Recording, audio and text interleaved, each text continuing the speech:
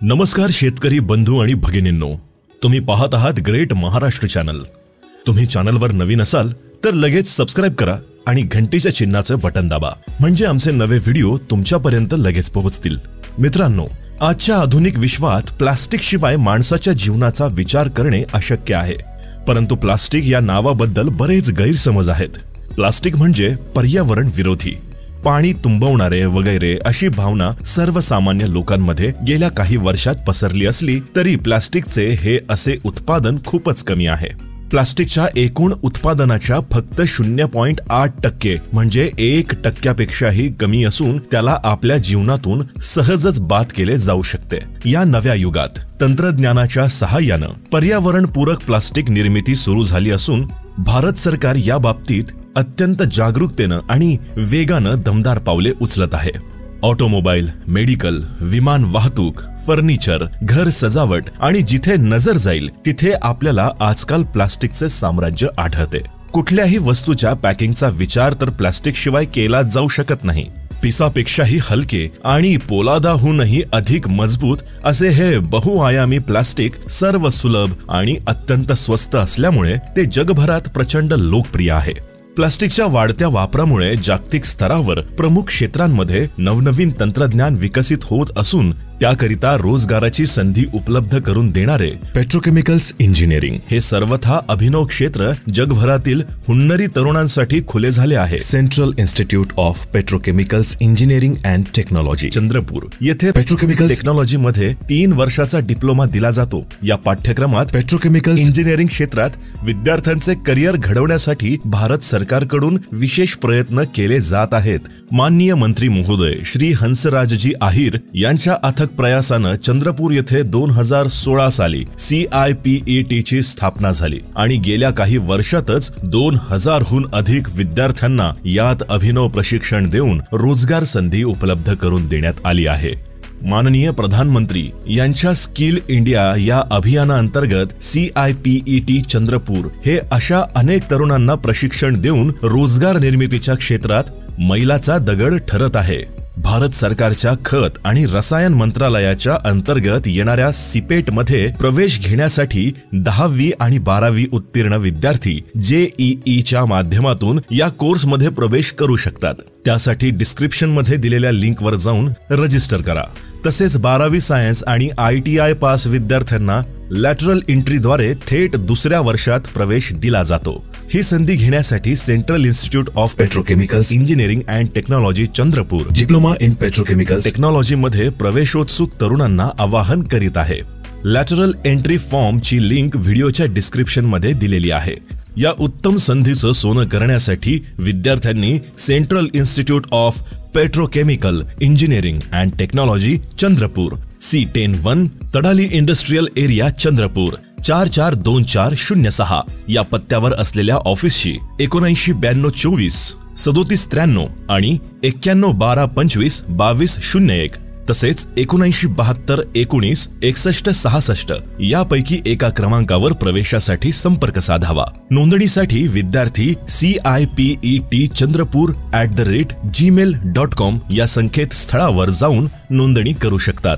तर ग्रेट महाराष्ट्रनं तरुण पिढीला उज्ज्वल भविष्याची गुरुकिल्ली देण्यासाठी अत्याधुनिक तंत्रज्ञान पेट्रोकेमिकल इंजिनिअरिंग वर हा व्हिडिओ केला आहे। व्हिडिओ कसा वाटला हे आम्हाला कमेंट सेक्शन मध्ये नक्की कळवा। JEE ऍप्लिकेशन साठी तसेच ऑनलाईन ऍडमिशन साठी डिस्क्रिप्शन मध्ये दिलेल्या लिंक वर जाऊन लगेच रजिस्टर करा अथवा दिलेल्या दूरध्वनी क्रमांकावरून थेट ऑफिसशी संपर्क साधा।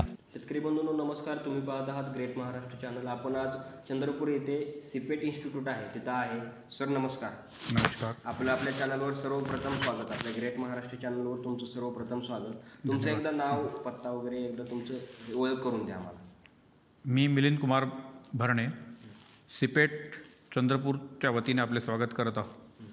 सिपेट ही संस्था देशातील अग्रणीय राष्ट्रीय संस्था असून आणि देशात आणि विदेशातील वेगवेगळ्या प्लास्टिक्स उद्योग क्षेत्रामध्ये एक नामांकित अशी संस्था आहे।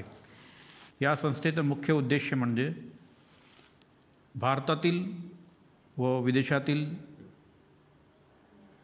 युवकांना प्रशिक्षण देणे रोजगाराभिमुख प्रशिक्षण देणे व प्लास्टिक्स उद्योग क्षेत्राकरता एक मनुष्यबळ निर्माण करणे की ज्यामधून त्यांना रोजगाराची उत्कृष्ट संधी मिळेल. तुमच्या सिपेटचं वैशिष्ट्य काय आहे तुमच्या संस्थांचं? सिपेटचे वैशिष्ट्य म्हणजे कुशल मनुष्यबळ प्लास्टिक उद्योग क्षेत्रामध्ये, पॉलिमर उद्योग क्षेत्रामध्ये कुशल मनुष्यबळ निर्माण करणे व पॉलिमर उद्योग क्षेत्रामध्ये, पेट्रोकेमिकल्स उद्योग क्षेत्रामध्ये जे उद्योग आहेत त्या उद्योगांना एक म्हणजे मार्गदर्शन करणे व त्यांना पुढे जाण्याकरता म्हणजे आणखी त्यांना गाईड करणे किंवा गायडन्स करणे असं आहे ते. आता आमचे जे शेतकरी वर्ग आहेत म्हणजे आमचे जे बघणारे शेतकरी आहेत त्यांच्या मुलांसाठी आपलं काय वेगळं करू शकते का तुमचं संस्था? आज आपण बघितलं तर भारतातील मूळ अधिकतम जनसंख्या जी आहे ती ग्रामीण क्षेत्रामध्ये आहे आणि ग्रामीण क्षेत्रात आजच्या औद्योगिक चक्र जे आहे ते ग्रामीण क्षेत्रामुळेच आणि म्हणजे शेतीविषयक उद्योगांच्या अनुरूपानेच म्हणजे देशाला एक मोठं अर्थचक्र मिळते आणि ग्रामीण क्षेत्रातील पुष्कळ म्हणजे असे युवक आहेत की त्यांना रोजगाराची उत्तम संधी मिळत नाही किंवा त्यांना मार्गदर्शन असं मिळत नाही आणि मार्गदर्शन न मिळत असल्यामुळे त्यांचं जे जीवनमान आहे ते उंचावत नाही आणि त्यांना ती संधी लाभत नाही. तर अशा ग्रामीण क्षेत्रातील युवकांना सिपेटच्या माध्यमाने एक चांगली संधी मिळत आहे की सिपेट ही एक संस्था जी आहे, central Institute of Petrochemicals Engineering and technology, he polymer आणि प्लास्टिक्स उद्योग क्षेत्रामध्ये एक ग्रामीण क्षेत्रातील युवकांना रोजगाराभिमुख अभ्यासक्रमामध्ये प्रवेश देऊन त्यांना एक पॉलिमर उद्योग क्षेत्रामध्ये एक होतकरू इंजिनियर म्हणा किंवा सुपरवायझर म्हणा या पदापर्यंत म्हणजे या पदावर त्यांची नियुक्ती होऊ शकते की यांनी जर त्या मुलांनी या क्षेत्रामध्ये आपलं प्रशिक्षण पूर्ण करून योग्यरित्या प्रशिक्षण पूर्ण करून आणि एक त्यांचं जीवनमान उंचावू शकते आणि त्यांच्यामध्ये जे कॉन्फिडन्स आहे ते कॉन्फिडन्स निर्माण होऊ शकते. आणि आज आपण बघितलं की पॉलिमर उद्योग क्षेत्र किंवा पेट्रोकेमिकल उद्योग क्षेत्रामध्ये अफाट संधी आहेत की याच्यामुळे की त्यांना की आज आपण बघितलं कुठलंही एक ग्रामीण भागातील कुठलंही एक आपण ट्रॅक्टर बघितलं, ट्रॅक्टरमध्ये असणारे म्हणजे पुष्कळसे असे पार्ट्स आहेत की ती प्लास्टिक्स किंवा पॉलिमर पासून बनवलेले आहेत आणि बरेचसे आपण मोटारी म्हणजे ग्रामीण क्षेत्रामध्ये पण मोटारी वापरतात, मोटरसायकल आणि त्यामध्ये असणारे पार्ट्स आहेत ते प्लास्टिक उद्योग क्षेत्रामध्ये आपण एरोस्पेसमध्ये बघावं, विमानातील पार्ट्स बघावं किंवा आपण ठिबक सिंचन आपण शेतामध्ये ठिबक सिंचन आहे, ठिबक सिंचन करता लागणारं ते पाईप्स आणि स्प्रिंकलर्स आहेत, शिवाय शेडनेट आहे, शिवाय ग्रीन हाऊसेस आहे. या सर्व उद्योग क्षेत्रामध्ये जे प्लास्टिक्सचं किंवा पॉलिमर क्षेत्राचा वापर पॉलिमर वस्तूंचा जो वापर होतो की त्यामुळे एक वेगळी चालना मिळालेली आहे की आज जी वस्तू जी आहे जी म्हणजे त्याला जास्त पैसे मोजावे लागत होते तर या प्लास्टिक उद्योग क्षेत्रामुळे क्रांती आलेली आहे की त्यामुळे कमी पैशामध्ये जास्तीत जास्त जास्तीत जास्त लोकांपर्यंत हे म्हणजे वस्तू त्या पोहोचू शकतात. बरोबर. तुमच्या इथं सगळ्यात जास्त म्हणजे किती मुलं शिकू शकतात? सिपेटच्या संस्था तशा भारतामध्ये 34 संस्था आहेत. त्यामध्ये 8 आपल्या Institute of Petrochemicals Engineering and Technology आहे, School for Advance Research in Polymeric Material आहे आणि 23 अशा संस्था आहेत की Centre for Skilling and Technical Support ही आहे. त्यामध्ये चंद्रपूरची स्थापना 2016मध्ये झालेली आहे आणि ह्या संस्थेचं मुख्य सिपेट चंद्रपूरला या संस्थेचं उद्देश म्हणजे हे की आपल्या महाराष्ट्रामधील जो विदर्भ क्षेत्र आहे या विदर्भ क्षेत्रातील जे ग्रामीण भागातील मुलं आहेत किंवा होतकरू मुलं आहेत, शहरी भागातील मुलं किंवा ग्रामीण भागातील मुलं ज्यांना रोजगाराच्या संधी तेवढ्या उपलब्ध होऊ शकत नाही आणि अशा संधी या सिपेटचे म्हणजे सिपेट केंद्र इथे आल्यामुळे त्यांना एक चांगली संधी लाभलेली आहे व यामुळे त्यांचं हे प्रशिक्षण घेऊन इथे 3 वर्षाचे 2 डिप्लोमा प्रोग्राम्स आहेत. त्यामध्ये diploma in plastic technology and diploma in plastic mould technology. या म्हणजे एका डिप्लोमा इन प्लास्टिक टेक्नॉलॉजीमध्ये मुलांना त्या पॉलिमर क्षेत्रातील वेगवेगळ्या मटेरियलबद्दल, त्यांच्या प्रोसेसबद्दल आणि त्यांचा उपयोग कुठे होते त्याबद्दल त्यांची माहिती आणि त्यांचे प्रशिक्षण त्यांना देण्यात येते. Diploma in plastic mould technology या क्षेत्रामध्ये जो डिप्लोमा आहे किंवा जी पदविका आहे त्यामधून मुलांना मोल्ड म्हणजे आपण बघितलं की कुठलंही प्रॉडक्ट तयार करताना त्याला एक मोल्डची आवश्यकता असतो, साच्याची आवश्यकता असतो आणि ते किंवा डाईची आवश्यकता असतो. ते डाई कसं बनवायचं, त्याचं डिझाईन कसं करायचं, त्याचं डिझायनिंग केल्यानंतर त्याला तो डाई किंवा मोल्ड कसं तयार करायचं, कुठल्या मशीनवर तयार करायचं, त्यानंतर त्याचं टेस्टिंग, त्या मोल्डचं डिझायनिंग झाल्यानंतर त्याचं प्रॉडक्ट म्हणजे मोल्ड तयार करणं, त्यानंतर त्या मोल्डपासून प्रॉडक्ट तयार झाल्यानंतर त्यामध्ये जर काही डिफेक्ट असतील ते कसे दुरुस्त करायचे, याबद्दल त्या विद्यार्थ्यांना अद्ययावत मशीन्सवर प्रशिक्षण देऊन त्यांना शिकवण्यात येते. इथं जर शेतकऱ्यांची मुलं शिकायला आली तर त्यांना राहायची सोय वगैरे कशी आहे? कुठल्याही भागातील म्हणजे महाराष्ट्रातील किंवा देशातील कुठल्याही भागातील जर म्हणजे शेतकरी का असो ना किंवा कुठलाही विद्यार्थी असो त्याला म्हणजे त्यांना प्रशिक्षण घ्यायचं आहे तर ते प्रशिक्षणाकरता आमच्या सिपेट सेंटरमध्ये एक म्हणजे अद्ययावत म्हणजे सेंटर इथे उभारण्यात आलेलं आहे. त्यामध्ये वसतिगृहाची सोय आहे आणि हे सिपेट सेंटर AICTE अप्रूव्ड आहे, शिवाय ISO 9001 सर्टिफाईड इन्स्टिट्यूट आहे आणि त्या गरीब विद्यार्थ्यांना स्कॉलरशिपच्या रूपाने म्हणजे शासनाच्या गव्हर्नमेंट ऑफ इंडियाच्या स्कॉलरशिपच्या सहाय्याने ते आपलं प्रशिक्षण पूर्ण करू शकतात. प्लास्टिक म्हणा किंवा पॉलिमर म्हणा किंवा पॉलिमरपासून प्लास्टिक्स तयार होतो आणि हे जो प्लास्टिक्स आहे किंवा पॉलिमर आहे, पेट्रोकेमिकल्स हा एक मोठं उद्योग क्षेत्र आहे. पेट्रोकेमिकल्स टेक्नॉलॉजी आहे, पेट्रोकेमिकल्स क्षेत्र आहे. पेट्रोकेमिकल क्षेत्रामध्ये ही म्हणजे पॉलिमर निर्मिती करण्यात येते आणि त्या पॉलिमरपासनं वेगवेगळे प्लास्टिकचे प्रॉडक्ट्स तयार करण्यात येतात. तर असं हे उद्योग क्षेत्र असं आहे की आज आपण बघितलं कुठलंही आज आपल्याकडे धातूंच्या वस्तू आहेत किंवा वूड किंवा झाडांपासून तयार होणारे जे आपण वस्तू आहेत आणि त्यामुळे काय होतं की पर्यावरणाला नुकसान होतो है ना. पर्यावरणाचं नुकसान होतं कारण आपण झाडांची कटाई करतो आणि त्यापासून आपण वस्तू म्हणजे लाकडी वस्तू बनवतो तर पर्यावरणाचं नुकसान होतो. तर अशामुळे हे एक क्षेत्र आहे की याच्यामध्ये पेट्रोकेमिकल्स काय आहे की हे एक आपण जेव्हा पेट्रोल डिझेल आपण नाव ऐकतो तसं पण आपण एक नाफ्ता म्हणून एक नाव ऐकतो आहे की जो खनिज तेल जमिनीतून निघतो आहे त्यामधून नाफ्ता एक बाय प्रॉडक्ट निघतो आणि त्या नाफ्तापासून प्लास्टिक्स तयार होतो आणि त्यामध्ये वेगवेगळ्या वस्तू तयार करण्यात येतात की म्हणजे विशेषतः म्हणजे प्लास्टिक्स असं आहे की हे टिकाऊ आहे आणि म्हणजे वजनाने हलके असते. शिवाय याच्यामध्ये आपण त्याचा पुनर्वापर करू शकतो. पुनर्वापर करू शकतो असल्यामुळे हा पर्यावरणाला असा हानिकारक नाही आहे. आणि आज आपण आपण आज बघतो आहे की पर्यावरणाला जो संतुलन राखायचं आहे त्यामध्ये ही एक प्लास्टिक हा क्षेत्र किंवा पॉलिमर उद्योग क्षेत्र हे एक महत्त्वाची भूमिका निभावते आणि या क्षेत्रामध्ये रोजगाराच्या अफाट संधी आहेत.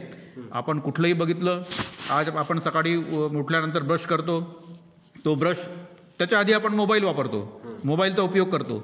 त्या मोबाईलचे जे पण आपण बाहेरी आवरण आहे, त्याचा कवर आहे किंवा आतील जे इलेक्ट्रॉनिक सर्किट्स आहे त्यामध्ये म्हणजे जवळपास 50 ते 60 असे म्हणजे वस्तू म्हणजे छोटे छोटे पार्ट्स आहेत की ते प्लास्टिक्स किंवा पॉलिमरपासून बनलेले आहेत आणि त्यामुळे आपण बघतोय की आपला मोबाईल खाली पडला तो तुटत नाही, म्हणजे सहजासहजी तुटत नाही किंवा त्याला काही असं इफेक्ट होत नाही. ती गुणता ही मेटल किंवा म्हणजे लाकडाच्या जी क्षमता आहे म्हणजे टणक त्यापेक्षा किंवा त्या तोडीची ती क्षमता त्याच्यामध्ये आहे की त्यामुळे आणि वजनाने हलके, किमतीला कमी आणि सुबक म्हणजे त्यामध्ये सुबकता त्यामध्ये येऊ शकते आणि दिसायला सुंदर आणि वापरायोग्य असे असल्यामुळे हाताळायला पण म्हणजे चांगले असल्यामुळे हे उद्योग क्षेत्र म्हणजे आजच्या जगामध्ये किंवा पुढच्या युगामध्ये एक क्रांतीच ठरत आहे.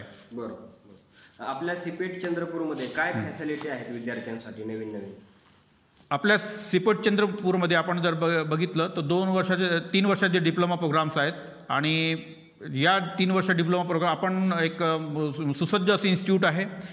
यामध्ये सभागृह शिवाय वर्गखोल्या म्हणजे सुसज्जित अशा वर्गखोल्या ज्यामध्ये त्यांना ऑडिओ व्हिडिओद्वारे प्रशिक्षण देण्यात येतील.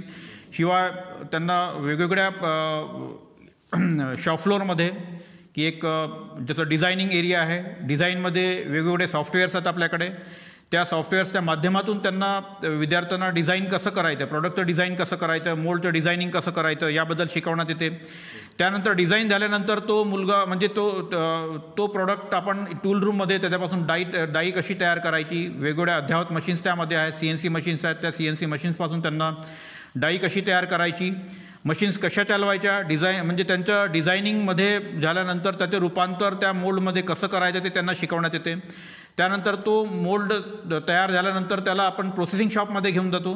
प्रोसेसिंग शॉपमध्ये म्हणजे त्या मोल्डला त्या मशीन्सवर लावून त्याचं एक प्रात्यक्षिक करण्यात येते की बा त्यापासून जो निघणारा प्रॉडक्ट आहे ते व्यवस्थित निघतो आहे नाही निघतो आहे. त्यानंतर टेस्टिंग डिपार्टमेंट आहे. त्या टेस्टिंग डिपार्टमेंटमध्ये ते म्हणजे परीक्षण करण्यात येते की त्याची गुणता, त्याची चाचणी करण्यात येते त्या जो प्रॉडक्ट निघाला त्याच्यापासून की ते त्या गुणतेनुसार ते प्रॉडक्ट्स म्हणजे नावरूपास आहे की नाही आहे, की त्यामध्ये काही कमी असेल तर त्यामध्ये पुन्हा दुरुस्ती करून ते विद्यार्थ्यांना इथपर्यंत ती माहिती देण्यात येते. तर अशी या म्हणजे आपण बघितलं तर डिझायनिंग आहे, टूल रूम वर्कशॉप आहे, त्यानंतर प्रोसेसिंग वर्कशॉप आहे, शिवाय आपलं टेस्टिंग डिपार्टमेंट आहे आणि शिवाय वाचनालय आहे, सुसज्ज वाचनालय आहे.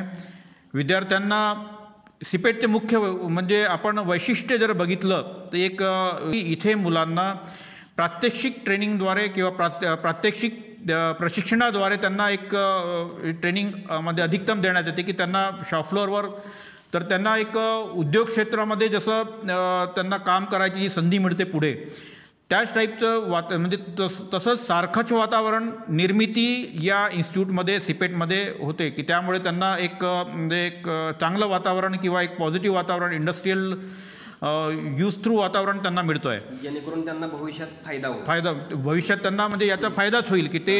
आणि वैशिष्ट्य म्हणजे की इथे गेलेला मुलगा जो इथे प्रशिक्षण घेतलेला मुलगा डायरेक्ट इंडस्ट्रीमध्ये ॲब्झॉर्ब होतो आणि इंडस्ट्रीमध्ये ॲब्झॉर्ब झाल्यानंतर त्याला अधिकतर प्रशिक्षण देण्याची जास्त गरज पडत नाही आणि डायरेक्ट त्यांना मशीन्सवर किंवा म्हणजे त्यांना इंडस्ट्रियल ॲटमॉस्फिअर हाताळण्याची संधी मिळते.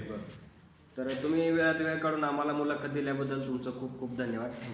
धन्यवाद. मी आपल्या चॅनलचं खूप खूप धन्यवाद आहे म्हणजे धन्यवाद आपल्या चॅनलबद्दल. आणि माझी अशी विनंती आहे की पालकांना या क्षेत्राबद्दल अधिक ते अधिक माहिती त्यांना द्यावी आणि लोकांपर्यंत ही माहिती पोहोचवावी. जो बेरोजगार म्हणजे आजचे जे युवक आहेत त्यांना ही एक नवीन संधी सिपेटच्या रूपाने मिळत आहे, याबद्दल आपण त्यांना कळवावे आणि त्यांच्यापर्यंत ही माहिती पोहोचवावी. धन्यवाद. माझं नाव परसराम निकम, मी टेक्निशियन म्हणून 2017 इथे कार्यरत आहे.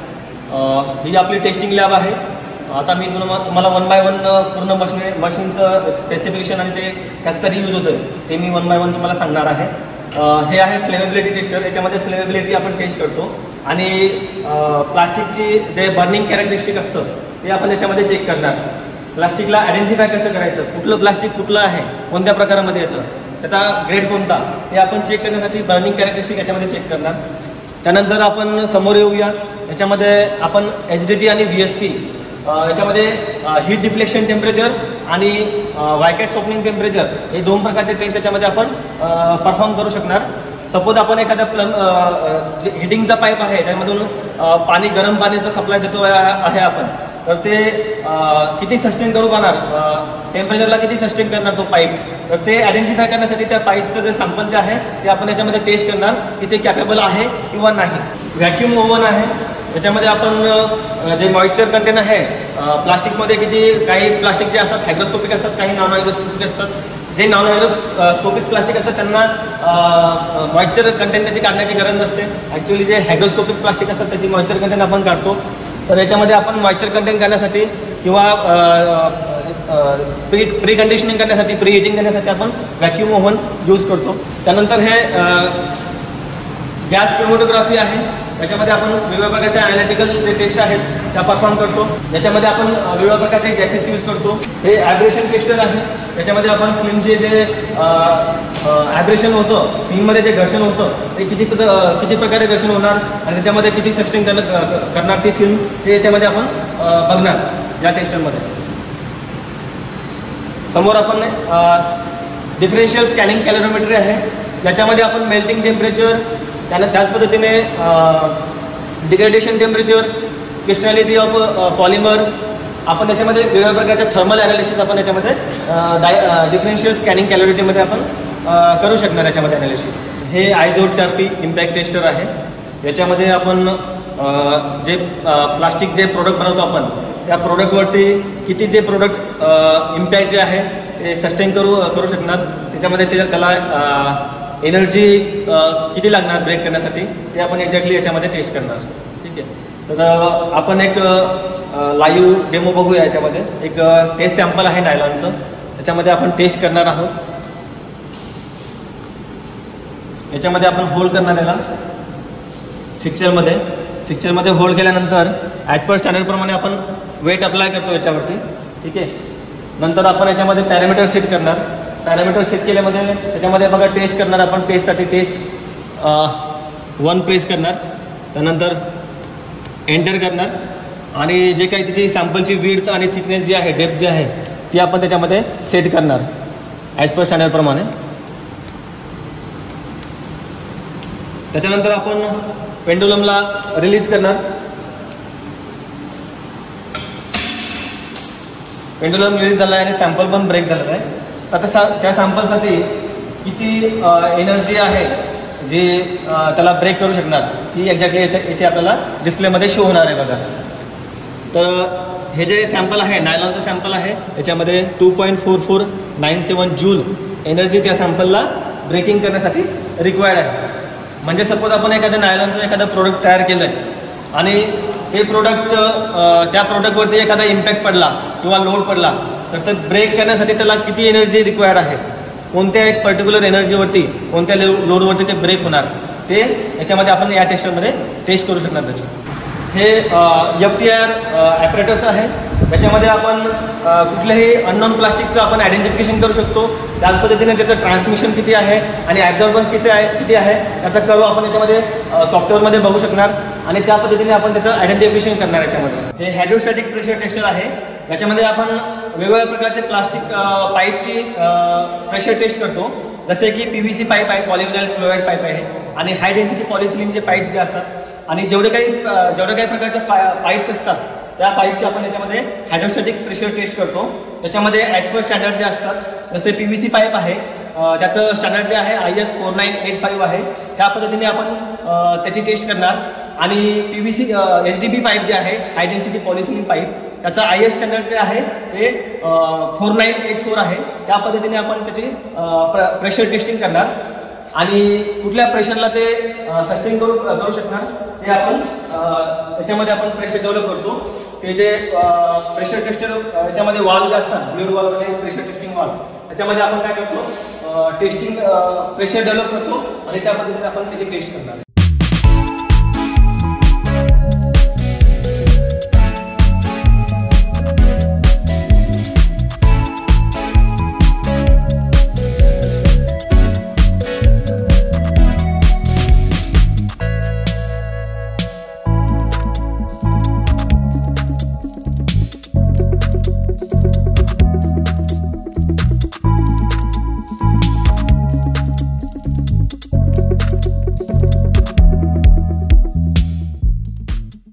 मेरा नाम है शरद. मैं सीपेट में means central institute of petrochemicals engineering technology Chandrapur में ट्रेनिंग इंचार्ज है. मैं इधर का लॉन्ग टर्म प्रोग्राम्स देख रहा है. So CIPET 2 long term program offer कर रहा है.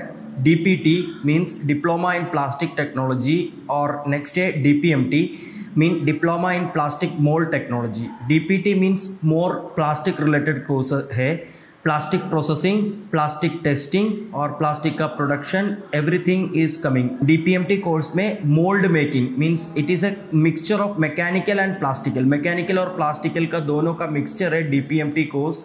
उसमें दोनों कोर्स में ही प्लास्टिक का मोल्ड कैसे बनाएगा, मोल्ड बनाने के बाद उसको प्लास्टिक कैसे प्रोसेसिंग करेगा, उसके बाद प्लास्टिक प्रोडक्ट्स कैसे टेस्टिंग करेगा, सब लोग आप सीखेगा ये कोर्स पढ़ने के बाद। और ये दोनों प्रैक्टिकल ओरिएंटेड कोर्सेस है। इधर बहुत सारा लैब है, आपका 70% ऑफ क्लासेस लैब में है और 30% है थियरी। ये मोर स्किल ओरिएंटेड कोर्सेस है और आपको जो स्किल कंपनी में जाने के बाद खुद मशीन ऑपरेट करने के लिए स्किल आ जाएगा। इधर सिपेट में we have a lot of machines, sophisticated, अभी नया टेक्नोलॉजी का CNC मशीन है। आप इधर आने के बाद कोर्स करने के बाद खुद मशीन ऑपरेट कर सकता है, CNC मशीन ऑपरेट कर सकता है, conventional normal lathe machine operate कर सकता है, मिलिंग मशीन, ड्रिलिंग मशीन, सब मशीन्स इधर है। सो ये मोर है प्रैक्टिकल रिलेटेड कोर्स है, आपको प्रैक्टिकल नॉलेज मिल जाएगा मोर देन थियोरेटिकल नॉलेज। और अनदर चीज़ है, आप ये 3 साल डिप्लोमा कोर्सेज के बाद आपको 100% जॉब मिल जाएगा कंपनी में। मोर कंपनी मीन प्लास्टिक कंपनी में भी जॉब मिल जाएगा और मैन्युफैक्चरिंग और मैकेनिकल प्रोडक्शन कंपनी में भी जॉब मिल जाएगा। वी आर प्रोवाइडिंग 100% प्लेसमेंट, जो प्लास्टिक फील्ड में भी 100% प्लेसमेंट आपको मिल जाएगा, प्लास्टिक रिलेटेड कंपनीज और मैन्युफैक्चरिंग कंपनीज में मिल जाएगा।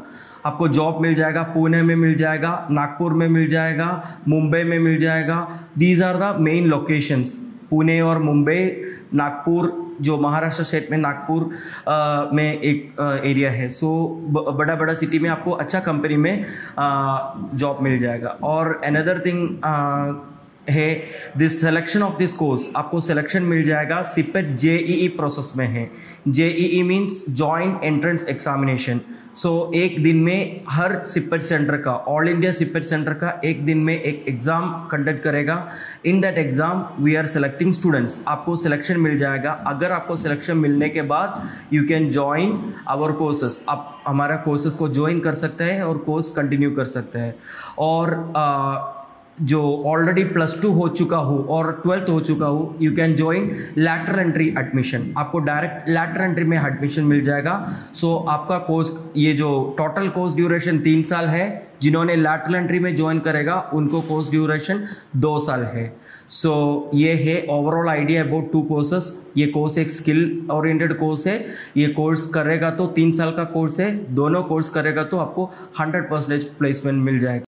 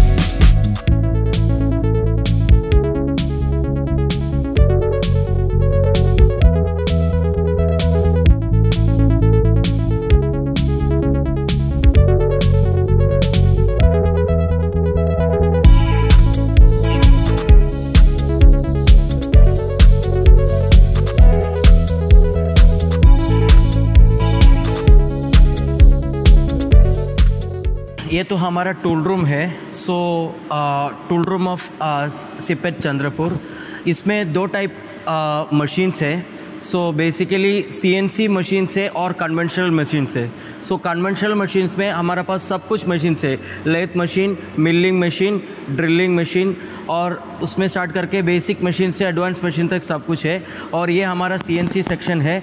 CNC मशीन में सब CNC है, CNC milling machine, CNC lathe machine, wire cut EDM machine, और ऑल सोफिस्टिकेटेड फैसिलिटीज़ हमारे पास है। यहाँ पे हम बच्चों को जो ट्रेनिंग देते हैं मोल्ड से रिलेटेड रहता है, जैसे कि कोई प्लास्टिक कंपोनेंट का मोल्ड कैसे बनाना है, मशीनें कैसे रन करनी है, जैसे कि एडवांस मशीनें है, CNC मिलिंग है, CNC ईडीएम है, वायर कट है। बच्चों को हम लोग यहाँ पे कोई प्लास्टिक कंपोनेंट बनाया जा रहा है, उसका डिज़ाइन कैसे होगा, डेवलपमेंट कैसे होगा, उसके बाद साथ साथ में उसको CNC मशीनिंग कैसे करना है, वो सारी चीज़ें यहाँ पे दिखाते हैं और सिखाते हैं बच्चों को। अपना सिपेट टूल रूम में और बहुत सारा कन्वेंशन मशीन से convention lathe machine, convention milling machine, convention grinding machine और कन्वेंशन ड्रिलिंग मशीन, ऐसा बहुत सारा कन्वेंशन मशीन भी है। अभी जो भी इधर बच्चों की ट्रेनिंग देते हैं, CNC के बारे में ट्रेनिंग दिया जाएगा और मैनुअल मशीन के बारे में भी अच्छे से ट्रेनिंग दिया जाएगा।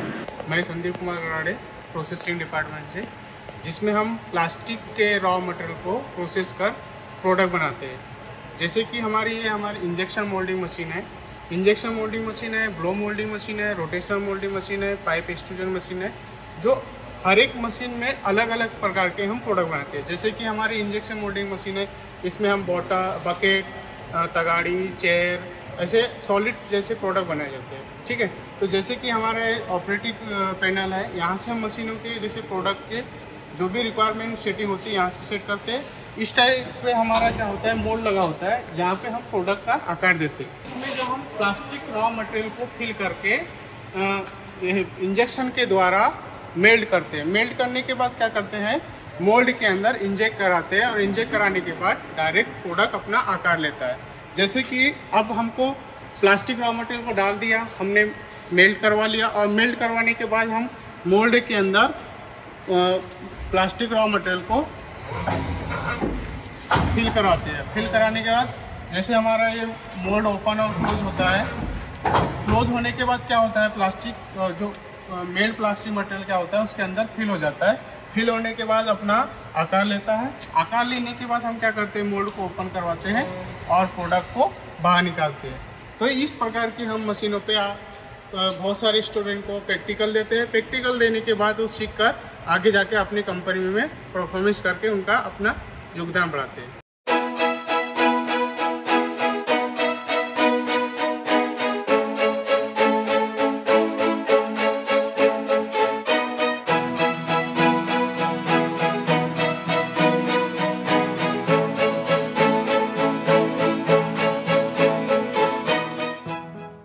जी, मेरा नाम नवेद सिराज है और मैं सिपेट में सहायक तकनीकी अधिकारी के पद पर कार्यरत हूँ।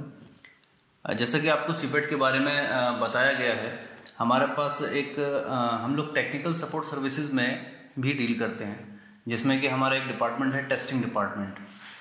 एक्चुअली क्या होता है कि किसी भी संस्था का या किसी भी कंपनी का जो हार्ट है वो उसकी क्वालिटी है। अगर उसकी क्वालिटी अच्छी नहीं है तो उसकी कंपनी एक ब्रांड नहीं बन पाएगी।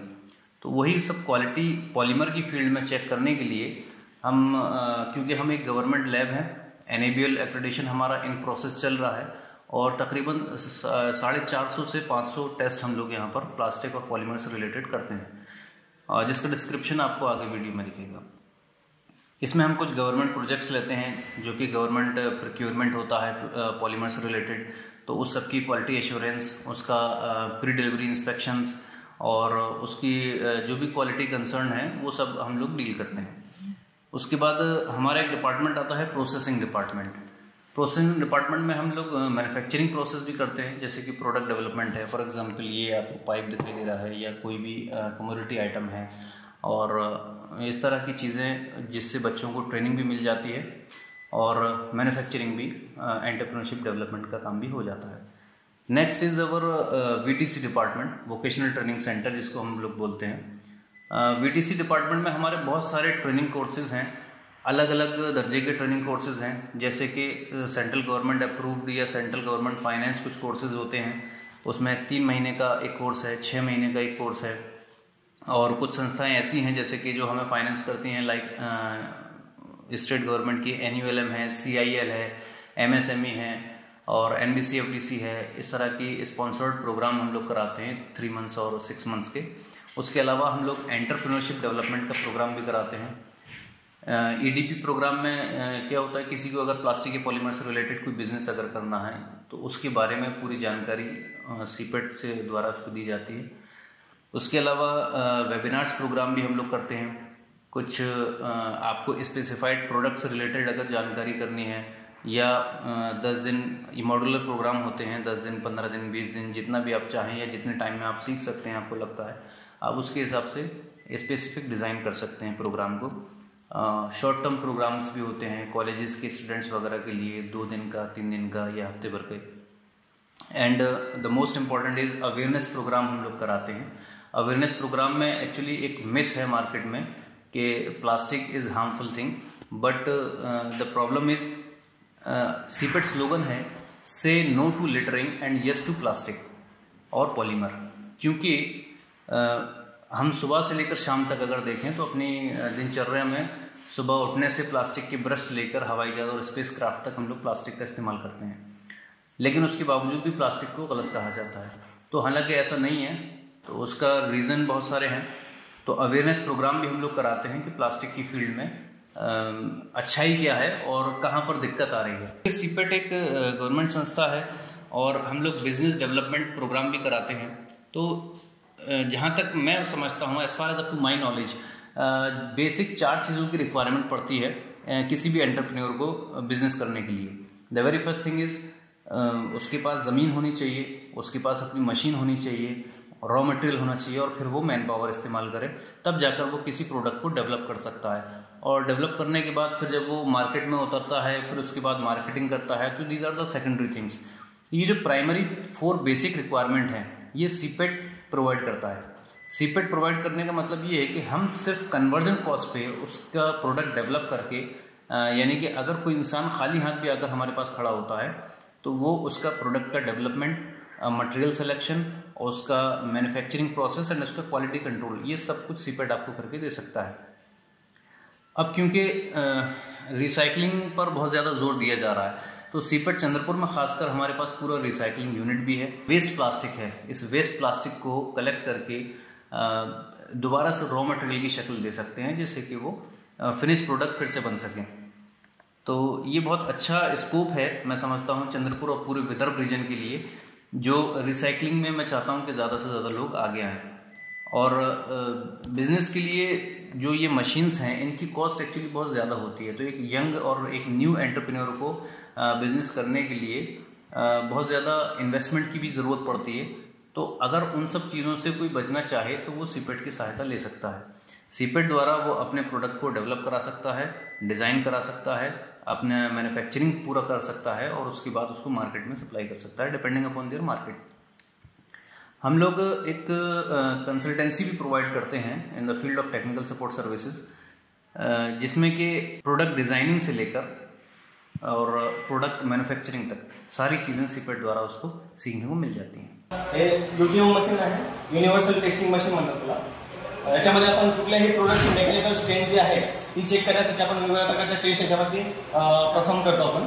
त्याच्यामध्ये फ्लेक्झुरल स्ट्रेंथ आहे, टेन्साईल स्ट्रेंथ आहे, त्यानंतर शियर स्ट्रेंथ आहे आणि कॉम्प्रेशन स्ट्रेंथ आहे। या प्रकारच्या टेस्ट आपण याच्यामध्ये परफॉर्म करू शकतो। आता आपण टेन्साईल टेस्ट जी आहे त्याचं सॅम्पल याच्यामध्ये फिट केलेलं आहे पिक्चरमध्ये। आता आपण ती टेन्साईल टेस्ट जी आहे ती आपण परफॉर्म करून बघूया।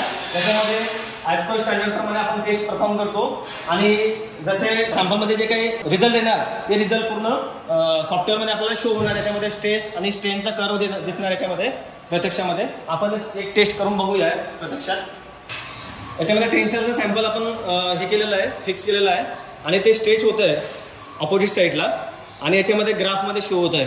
पूर्ण ग्राफमध्ये स्ट्रेस वर्सेस स्ट्रेनमध्ये पूर्ण तुम्हाला त्याच्यामध्ये रिझल्ट आपल्याला कशा पद्धतीने ॲनालिसिस करतोय आपण ते पूर्णपणे याच्यामध्ये आपल्याला शो होणार आहे। अशा पद्धतीने याच्यामध्ये मोस्टली मेकॅनिकल टेस्ट परफॉर्म आपण करू शकतो। सर नमस्कार। नमस्ते। तुमच्या संस्थेविषयी एकदा आम्हाला माहिती सांगा। आमचं हे संस्थान म्हणजे केंद्र सरकार आणि महाराष्ट्र गव्हर्नमेंट ह्या दोन्हीच्या कोलॅबरेशननं बनलेलं हे संस्थान आहे। ह्याच्यामध्ये 50% हिस्सा हा स्टेट गव्हर्नमेंट आणि 50% हिस्सा हा सेंट्रल गव्हर्नमेंटचा राहतो। आमचा मेन उद्देश हा आहे की म्हणजे महाराष्ट्र गव्हर्नमेंटनं हा जो फंडिंग ही केलेला आहे तर महाराष्ट्रातील विद्यार्थ्यांसाठी आणि महाराष्ट्रातील इंडस्ट्रीला चालना भेटण्यासाठी ह्या संस्थांची ह्या ठिकाणी स्थापना झालेली आहे। तरुणांना ह्या संस्थेमार्फत म्हणजे या संस्थांमार्फत कसं रोजगाराची निर्मिती होऊ शकते आणि तुमचे जे संस्थान आहे ते प्लॅस्टिक पेट्रोलियम इंडस्ट्रीमध्येच काम करतात, याचं पण कारण काय आहे? ॲक्च्युअलमध्ये काय की आजच्या ह्या ग्लोबलायझेशनच्या पिरियडमध्ये जी वाढती कॉम्पिटिशन आहे आणि त्या कॉम्पिटिशनमुळं वरचीवर महागाई होत आहे. महागाई तर होत आहे, तर मग कॉम्पिटिशनमध्ये टिकण्यासाठी त्याला पर्यायी व्यवस्था म्हणून मेटलचं रूपांतर प्लास्टिकमध्ये कन्व्हर्जन होऊ लागलं, कॉटनचं रूपांतर पॉलिस्टरमध्ये आलं. जे आपण कॉटनचे शर्ट घालत होतो आज ते कमी होत होत आता पॉलिस्टरमध्ये कन्वर्ट झालं. जे सांगण्यास तात्पर्य त्याला पर्यायी, प्रत्येकाला पर्याय म्हणून हा प्लास्टिक सुरू झालेला आहे. आणि ह्या ग्लोबलायझेशनमध्ये टिकायचं असेल तर प्लास्टिकचा वापर वरचीवर वाढणार आहे. त्यातल्या त्यात आज आपण हे पाहतो की प्लास्टिकला म्हणजे प्लास्टिक हा प्रत्येकाला पर्यायी व्यवस्था म्हणून बनलेली आहे. जसं पहिले इलेक्ट्रिकल वस्तू होत्या, इलेक्ट्रिकचं रूपांतर इलेक्ट्रॉनिक्समध्ये झालं, त्याचा मेन बेस हा प्लास्टिक आहे. आज आपण इलेक्ट्रिसिटीचा बघतो, आज कुठून कुठपर्यंत वीज सप्लाय होलाला, त्याच्यामध्ये पण प्लास्टिकचं मोठं योगदान आहे. परंतु त्याच्यामध्ये काही भ्रांती आहेत. भ्रांती म्हणजे काय, प्लास्टिकवर प्लास्टिकनं प्रदूषण होतं. तर प्रदूषण होण्याचे कारणं काय किंवा प्रदूषण म्हणजे काय, कोणत्याही गोष्टीचा अतिरेक वापर केलात किंवा त्याचं योग्य युटिलायझेशन नाही झालं किंवा त्याचं वेस्टेजमध्ये तुम्ही कन्व्हर्जन केलात तर त्याचं दुष्परिणाम बघायला भेटतात. जसं की उदाहरणामध्ये आपलं पॉलिथिन आहे. आज आपण म्हणतो पॉलिथिनला बंदी घालायची, पण त्याच्या मागची बंदी घालण्याला कारण का पडलं, कारण लोकांनी पॉलिथिनचा वापर तर केला परंतु त्याचं युटिलायझेशन केलं नाही. ते टाकून कुण्या ठिकाणी द्यायचं, डस्टबिनच्या मध्ये टाकून जर त्याचं रिसायकलमध्ये यूज झाला असतं तर प्लास्टिक आज डोकेदुखी झालं नसते पॉलिथिन. आणि त्याच्यामध्ये कुठं ना कुठं आज पॉलिथिन बंद झालं तर त्याची कॉस्टिंग वाढली, पॅकेजिंग कॉस्ट वाढली. जे सांगण्यास तात्पर्य कुठं ना कुठं त्याच्यात महागाईमध्ये ते आपल्याला जावं लागलं. तुमच्या इथं फॅसिलिटी काय आहेत आपल्या, म्हणजे जर तरुणांना इकडे यायचं असेल तर? मेन आमच्या संस्थांचं सर्वात चांगली गोष्ट ही आहे की ह्या ज्या शिक्षण प्रणालीमध्ये आहे 70% हा प्रॅक्टिकल बेस आहे. म्हणजे आमच्यापासल्या विद्यार्थ्यांना असं नाही की अदर डिग्रीसारखं पुस्तकी नॉलेजच नाही, तर ॲक्च्युअलमध्ये 70% हा प्रॅक्टिकल स्वतः मशीनवर त्याला शिकवलं जातं, ऑन दी स्पॉट. आणि ज्या मशीन्स आज विचार करा, आपण आज साधी 50,000च्या मोटरसायकलला दुसरा कोणी हात लावू देत नाही, परंतु ह्या संस्थांच्या साधारण 50-50 लाखाच्या मशीनवर विद्यार्थ्यांना प्रॅक्टिकली ट्रेनिंग दिलं जातं. आणि ज्यावेळेस प्रॅक्टिकली ट्रेनिंग भेटला तर तो कंपनीमध्ये फेल होऊच शकत नाही सर. आणि जर कंपनीच्या उपयोगात असेल तर कंपनी तुम्हाला केव्हा नाकारू शकत नाही. जर कंपनी नाही नाकारली तर 100% तुम्हाला चांगला जॉब भेटतो. आता शेतकऱ्यांच्या तरुणांसाठी तुम्ही काय या संस्थांविषयी तुम्ही काय सल्ला द्याल किंवा त्यांनी? सर्वात महत्त्वाचं सर, तुम्ही आमच्या संस्थांमध्ये आलात ह्याबद्दल धन्यवाद. त्याच्यापासून महाराष्ट्रातील लोकांना सिपेटबद्दल माहिती भेटली. ह्या माहितीमुळं काय होतं सर, ॲक्च्युअल आपल्या महाराष्ट्रातल्या लोकांना माहितीच नाही हे संस्थान असं आहे किंवा ह्याच्याबद्दल अशी वर्किंग आहे किंवा प्लास्टिकमध्ये काही करिअर आहे, ह्याबद्दल लोकांना काही म्हणजे माहिती नाही. लोकांना तेच माहीत आहे BA, BCom, commerce, art, science. पण असं पण एक प्लास्टिकमध्ये एज्युकेशन दिलं जातं किंवा त्याचा काही भविष्य त्याच्यामध्ये आहे ह्या लोकांना माहीत नाही. आणि आमचं कसं आहे सर, ऑल ओव्हर इंडिया लेवलला JEEची एक्झाम होते. प्रत्येक सेंटरला आता चंद्रपूरची कॅपॅसिटी आहे 120 विद्यार्थ्यांची, पर बॅच 60-60ची आहे. आणि यामध्ये ऑल ओव्हर इंडियातून फॉर्म भरले जातात आणि सीट लिमिटेड आहेत. जर आणि आपण पाहतो तर मॅक्झिमम बाहेरच्या विद्यार्थ्यांना याचा लाभ भेटतो, आपल्या महाराष्ट्रातल्या विद्यार्थ्यांना त्याबद्दल माहितीच नाही. आणि माहितीच न झाल्यामुळं जो महाराष्ट्र शासनाचा जो उद्देश होता तो माझ्या मते कुठंतरी वाटतं की तो परिपूर्ण म्हणजे पूर्ण होण्यासाठी माहितीचा अभाव होतोय. ॲडमिशन प्रोसेस काय आहे? ॲडमिशन प्रोसेस सर, आमचं JEEचा फॉर्म निघतात, त्याची लास्ट डेट 20 जुलै आहे. त्या ह्याच्यामध्ये वेगवेगळ्या कॅटेगरीनुसार त्यांच्या फॉर्मची फीस आहे. SC, ST, OBC, general category. त्यांना समाज कल्याणामार्फत नंतर ॲडमिशन झाल्यानंतर स्कॉलरशिप पण भेटते. आणि त्याची ऑल ओव्हर इंडिया लेवलला एक्झाम होते. मेरिट बेसिसवर त्यांचं जी प्रिफर सेंटर आहेत ती त्यांना भेटतात. आणि जर महाराष्ट्रातलेच विद्यार्थी असतील तर त्यांना कदाचित महाराष्ट्र पण भेटू शकतं, महाराष्ट्राच्या बाहेर पण त्यांना जावं लागेल ॲडमिशनसाठी. लिंक त्यांची म्हणजे वेबसाईटवर जाऊ शकतो, जाऊन करायचं आहे का कसं? हां, ऑनलाईन ॲप्लिकेशन फॉर्म भरणं आहे. ऑनलाईन जर त्याच्यामध्ये जर काही अडचणी आल्या, काही झालं तर तुम्हाला आमच्या संस्थांचे काही एम्प्लॉईचे नंबर देऊ, त्यांच्याशी तुम्ही संपर्क करून पण अधिक माहिती घेऊ शकता किंवा काही अडचणी आल्या. ज्यांना घ्यायचं ॲडमिशन ते काय शिकलेले असावे लागतात? कमीत कमी 10वी पास पाहिजे. आणि 12वी पासवर जर असतील तर डायरेक्ट सेकंड इयरला ॲडमिशन होतं. शेतकरी जे बघतायत आपले विजिटर त्यांना शेवटचा सल्ला तुम्ही काय द्याल? माझं एकच म्हणणं आहे की असं शिक्षण घ्या की त्याच्या म्हणजे त्या डिग्रीला महत्त्वापेक्षा त्याच्या कौशल्य महत्त्वाचं आहे. जर आज आपण पाहिलो तर आज सपोज मी BCom झालो पण मला हे जर एक एंट्री करता येत नसेल तर माझा काही उपयोग नाही. तर सांगायचं तात्पर्य पुस्तकी नॉलेज न घेता प्रॅक्टिकल नॉलेज घेतला तर ते कुणीही चोरून घेऊन जाऊ शकत नाही आणि ते कुठेही जाणार नाही. कदाचित तुम्ही नोकरीच्या नादाला न लागता तुम्ही स्वतःचाही व्यवसाय केलात तरीसुद्धा तुम्ही नोकरीपेक्षाही जास्त पैसे कमवू शकता ह्या उद्योगामार्फत. आणि ह्याच्यामध्ये 100% तुम्हाला म्हणजे रोजगार तुम्ही स्वतःही निर्मिती करू शकता आणि 10 लोकांना पण देऊ शकता, प्लस तुम्ही कंपनीमध्ये पण चांगल्या पदावर काम करू शकता. थँक्यू सर, तुम्ही मुलाखत दिली. धन्यवाद. अशाच नवनवीन व्हिडिओसाठी चॅनलला सबस्क्राईब करायला विसरू नका. धन्यवाद. जय महाराष्ट्र. ग्रेट महाराष्ट्र.